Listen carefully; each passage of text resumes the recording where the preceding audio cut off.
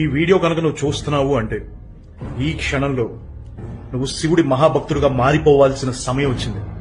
ఇంకా చాలు.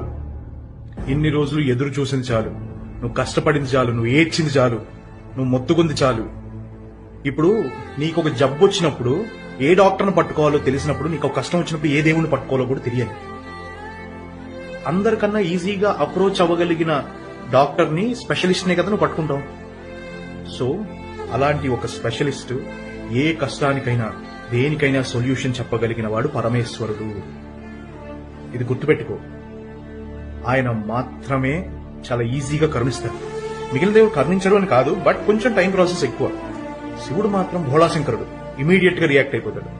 శివుడిని ఎలా ఉపాసించాలి, ఎలా పూజించాలి అని కొన్ని డౌట్లు ఉంటాయి కదా మీకు. ఆ డౌట్లన్నింటికి ఒకటే క్లారిఫికేషన్ ఏంటి అంటే, నువ్వు ఎలా పిలిచినా పలుకుతాడు. ఒక కోడిగుడ్డు తీసుకో, అది లింగాకారంలో ఉంటుంది కదా,